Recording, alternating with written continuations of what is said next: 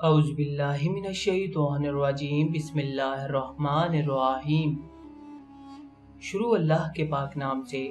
جو بڑا مہربان اور نہایت رحم کرنے والا ہے۔ سرور دو عالم صلی اللہ علیہ وسلم کے پیارے غلاموں، السلام علیکم۔ بحمد تعالی ہم اہل سنت و جماعت انبیاء کرام علیہ السلام اور اولیاء اعظام علیہ رضوان کے تحریراً تقریراً تذکرے اور چرچے کرتے رہتے ہیں، اور شب و روز ان کی یاد میں محافل و سیمینار منعقد کرتے رہتے ہیں، کیونکہ یہ نامور اور بزرگ شخصیات ہماری محبت کا مرکز اور ہماری عقیدت کا محور ہیں، اور یہ جلیل القدر شخصیات اس لیے ہماری محبت و عقیدت کا مرکز و محور ہیں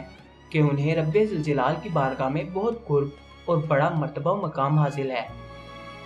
حضرت محمد مصطفیٰ صلی اللہ علیہ وسلم سے ہمیں اس لیے محبت و عقیدت ہے کہ آپ اللہ تعالیٰ کی پہلی تجلی ذاتی کے مظہر ہیں، اور حضرت سیدنا آدم صفی اللہ علیہ السلام سے ہمیں اس لیے الفت ہے کہ آپ اللہ تعالیٰ کی پہلی تجلی صفاتی کے مظہر ہیں، اور دیگر انبیاء و مرسلین علیہ السلام سے بھی ہمیں اسی لیے انس و عقیدت ہے کہ یہ بھی اللہ تعالیٰ کے دیگر صفات کے مظہر ہیں۔ نیز اولیاء اعظام اور دیگر مخلوقات سے بھی ہمیں اس لیے محبت ہے کہ یہ بھی اللہ تعالیٰ کے افعال و اسما کے مظہر ہیں۔ ان عظیم المرتبت شخصیات اور مقربان بارگاہ الہٰ کے تذکرے چرچے در حقیقت اللہ تعالیٰ کی تجلیات و صفات کے تذکرے ہیں، اور انہی بزرگ اور عظیم شخصیات میں سے ایک رہنمائے کامل شیخ اجل سلطان الاولیاء حضرت داتا گنج بخش رحمت اللہ تعالیٰ علیہ کی ذات عالی صفات بھی ہے، جنہوں نے اپنے علم و فضل، زاد و تقوی، ایمانت و دیانت، خلوص و للہیت، اچھے کردار، حسن و گفتار، خوش خلقی، دل نشین مؤثر انداز تبلیغ اور خداداد صلاحیت سے بتقدہ ہند کے باشندوں کے دلوں کو نور ایمان سے منور اور شمع عرفان سے فروزہ کیا۔ گنج بخش فیض عالم مظہر نور خدا، ناکسارہ پیر کامل کاملارہ رہنما۔ آپ کی تاریخ ولادت میں بہت اختلاف ہے۔ آپ کی تاریخ ولادت 381 ہجری سے 401 ہجری تک بتائی جاتی ہے،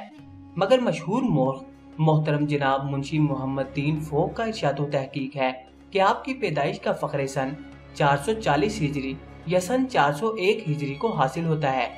تاریخی حقائق کا تجزیہ کرنے کے بعد تخمیناً و تقریباً آپ کی یہی تاریخ ولادت درست معلوم ہوتی ہے۔ آپ کا وطن عزیز افغانستان ہے، جو کبھی اسلام کا گہوارہ اور سنیت و حنفیت کا مرکز سمجھا جاتا تھا، مگر اب روسی تسلط کے بعد وہاں وہابیت، نجدیت اور مودودیت کے جراثیم پھیلتے جا رہے ہیں۔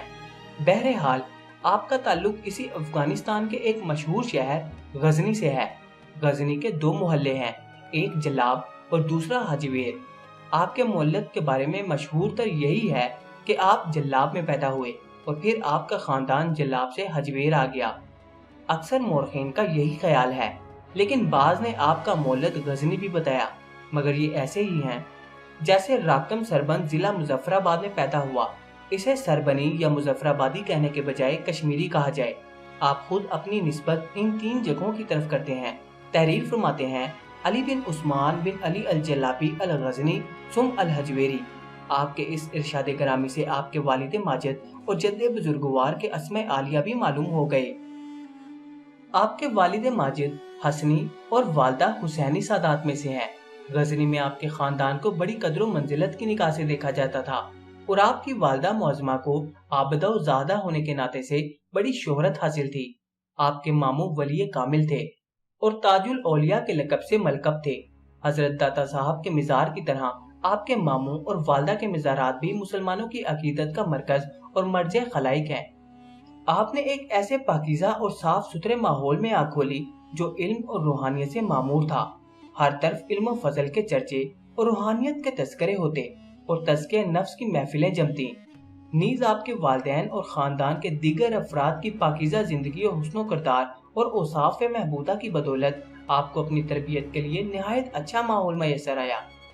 جس نے آپ کو پاکیزہ سیرت و حسن و کردار اور اچھے اخلاق کے سانچے میں ڈھال دیا۔ جب آپ اپنی تعلیم کی ابتدائی مراحل میں تھے تو اس وقت جہاں ایک طرف غزنی سلاطین غزنی کی فتوحات کی وجہ سے دنیاوی مال و دولت کی وجہ سے مالا مال تھا، تو وہاں دوسری طرف سلاطین غزنی خصوصاً حضرت سلطان محمود رحمت اللہ کی اسلام اور علوم اسلامیہ سے محبت اور علماء نوازی کی وجہ سے غزنی علوم و فنون و روحانیت اور ارباب فضل و کمال کا مرکز بنا ہوا تھا۔ اس لیے حضرت داتا گنج بخش نے اولاً غزنی کے نامور علماء کرام سے تفسیر و حدیث، فقہ اور دیگر علوم و فنون کی تکمیل کرتے ہوئے وہاں کے جلیل القدر مشائخ سے اکتساب فیض کیا۔ آپ نے اپنے خاندان غزنی کے مقتدر مشائخ اور جید علماء کرام سے ظاہری علوم اور باطنی کمالات سے فیضیاب ہونے کے بعد سیر و سیاحت کو اپنایا۔ سیر و سیاحت کرشمہ ہائے قدرت کے مشاہدے اور حسن منظر سے لطف اندوز ہونے، اولیاء کرام اور ان کے مزارات کی زیارت اور ان سے روحانی فیوز و برکات حاصل کرنے کا ذریعہ اور تبلیغی مشن کا حصہ بھی ہے، کیونکہ اس سے لوگوں کی عادات و اطوار اور مزاج شناسی کا ملکہ بھی حاصل ہوتا ہے اور مصائب و مشکلات برداشت کرنے کی عادت پڑ جاتی ہے، جس سے تبلیغ اسلامی کی راہیں کھلتی چلی جاتی ہیں، سلوک کے لانحل عقدے کھلتے ہیں اور سلوک کی منزلیں طے ہونے لگتی ہیں۔ حضرت داتا صاحب کی دوربین شخصیت نے بھی انہی مقاصد کے حصول اور تکمیل کے لیے سیر و سیاحت کو اپناتے ہوئے شام، عراق، بغداد، آذربائیجان، متحدہ ہندوستان، طبرستان، خراسان، ترکستان اور حجاز مقدس کے علاوہ دیگر بکثرت شہروں کا ہی نہیں بلکہ آپ کے تذکرہ نگاروں کی تحقیق کے مطابق تمام عالم اسلام کا سفر کیا، اور اسی سیر و سیاحت کے دوران آپ نے 2 مرتبہ حج کی بھی سعادت حاصل کی۔ دوران سیاحت آپ جہاں بھی تشریف لے جاتے وہاں لوگوں کو دعوت توحید دیتے اور دین اسلام کی تبلیغ فرماتے اور انہیں اپنے علم و عرفان اور روحانی فیضان سے فیضیاب فرماتے اور وہاں کے علماء مشائخ سے استفادہ کرتے اور مزارات اولیاء سے فیوز و برکات حاصل کرتے۔ کتاب سید حجویر کے مؤلف سید محمد متعین ہاشمی نے آپ کی سیاحت کے بارے میں سوکوفسکی کے حوالے سے رقم دراز ہیں کہ جلابی کو عقیدے اور طریقت میں کمال، بہت سے راستے طے کرنے، آفاق و انفس میں سفر کرنے اور اقطار جہاں میں دور دراز علاقوں میں پھرنے کے بعد حاصل ہوا۔ وہ مدت مدید تک اپنے زمانے کے اکابر شیوخ و صوفیاء اور مختلف متعدد پیشوایان تصوف کی خدمت میں حاضر رہ کر اکتساب معرفت کرتے رہے۔ انہوں نے ہر خرمن سے خوشہ چنا اور ہر باغ سے پھول اٹھایا، یہاں تک کہ صوفیہ کی تعلیمات کے سلسلے میں درجہ کمال کو پہنچ گئے۔ دوران سیر و سیاحت اپنے متعدد علماء مشائخ کی زیارت کا شرف حاصل کیا اور ان کے فیوز و برکات سے مستفید ہوئے۔ صرف خراسان میں جن اکابر اور مشائخ سے آپ نے اکتساب فیض کیا ان کی تعداد 300 بتائی جاتی ہے، اور ان میں سے آپ جن گرامی قدر شخصیات سے زیادہ متاثر ہوئے ان میں سے چیدہ چیدہ کے اسماء گرامی یہ ہیں: شیخ القاسم سری، شیخ الشیوخ ابو الحسن بن سالبہ، شیخ ابو اسحاق شہریار، شیخ محمد ذکی بن علا، شیخ ابو الحسن علی بن بکران، شیخ ابو عبید اللہ جنیدی، شیخ ابو طاہر مکشوف، شیخ احمد بن شیخ خرقانی، خواجہ علی بن الحسن الاسیر کافی، شیخ مجتہد ابو العباس دامخانی، خواجہ ابو جعفر محمد بن علی اجوینی، خواجہ رشید مظفر بن شیخ سعید، خواجہ شیخ احمد حمادی سرخسی اور شیخ احمد بخار رحمۃ اللہ تعالی علیہ اجمعین۔ اگرچہ مخدوم حضرت داتا گنج بخش اپنے خاندان کے ظاہری و باطنی کمالات سے مالا مال تھے، مگر دوران سیاحت خوب تر کی تلاش میں آپ جب سلسلہ جنیدیہ کے جلیل القدر اور نامور پیشوا حضرت ابو الفضل محمد بن الحسن الختلی رحمۃ اللہ کی خدمت میں پہنچے تو ان کے روحانی فیض سے متاثر و مستفید ہو کر ان کے مرید ہو گئے۔ آپ کا سلسلہ طریقت قطب ولایت حضرت علی کرم اللہ وجہہ تعالیٰ تک اس طرح جا پہنچا ہے کہ آپ حضرت شیخ ابو الفضل محمد بن حسن الختلی کے مرید تھے، اور وہ حضرت شیخ حسری، اور وہ حضرت شیخ ابو بکر شبلی کے، اور وہ حضرت جنید بغدادی کے، اور وہ حضرت شیخ سری سکتی کے، اور وہ حضرت معروف کرخی کے، اور وہ حضرت داؤد تائی کے، اور وہ حضرت جیب اجمی کے، اور وہ حضرت حسن بصری کے، اور وہ مرکز ولایت حضرت علی رضی اللہ تعالیٰ عنہ کے۔ عقیدت مرشد حضرت داتا علی حجویری مرحوم و مغفور کو اپنے شیخ طریقت حضرت ختلی رحمۃ اللہ تعالیٰ علیہ سے بڑی عقیدت تھی، اس لیے وہ اپنے مرشد ارشد کا تذکرہ عقیدت محبت میں ڈوبے ہوئے ان الفاظ میں کرتے ہوئے فرماتے ہیں کہ شیخ ابو الفضل محمد بن الحسن الختلی صوفیہ متاخرین میں سے اوتاد کی زینت اور عابدوں کے شیخ ہیں، میں انہی کا مرید ہوں۔ آپ تفسیر اور روایات کے عالم تھے، اور آپ تصوف میں حضرت جنید کے پیروکار تھے اور حضرت حسری کے رازدار مرید تھے، نیز ابو عمرو کروینی اور ابو الحسن سالبہ کے ہم اثر تھے۔ صحیح اور حقیقی گوشے نشینی اور خلوت نشینی کے لیے 60 سال تک تنہائی کی تلاش میں پھرتے رہے اور اپنا نام مخلوق کے ذہنوں سے محو کرنے میں بالآخر کامیاب ہو گئے۔ زیادہ تر جبل القام میں قیام پذیر رہے، انہوں نے طویل عمر پائی اور آپ اپنی ولادت کے کثیر دلائل اور علامات رکھتے تھے، لیکن صوفیہ کے طور طریقوں، رسوم و لباس کے پابند نہ تھے اور رسوم کے چکر میں جکڑے ہوئے صوفیہ سے بڑے سخت انداز میں پیش آتے تھے۔ میں نے ان سے زیادہ کوئی باروب و باہیبت نہیں دیکھا، نیز آپ کو اپنے مرشد کے ساتھ جو محبت و عقیدت تھی، اس سے بھی اس کا اظہار ہوتا ہے کہ آپ کے مرشد کا وصال آپ کی گود میں ہی ہوا۔ ان کے علاوہ آپ کو حضرت ابو العباس شکانی رحمۃ اللہ تعالی علیہ سے بھی بڑی عقیدت تھی اور آپ ان کے بھی فیض یافتہ ہیں۔ ہمیشہ سے بزرگوں کا یہ طریقہ کار رہا ہے کہ وہ زندہ مشائخ و اولیاء کرام سے بھی فیوز و برکات حاصل کرتے ہیں اور وصال پا جانے والے بزرگوں کے مزارات پر جا کر ان سے بھی فیض و برکات حاصل کرتے ہیں۔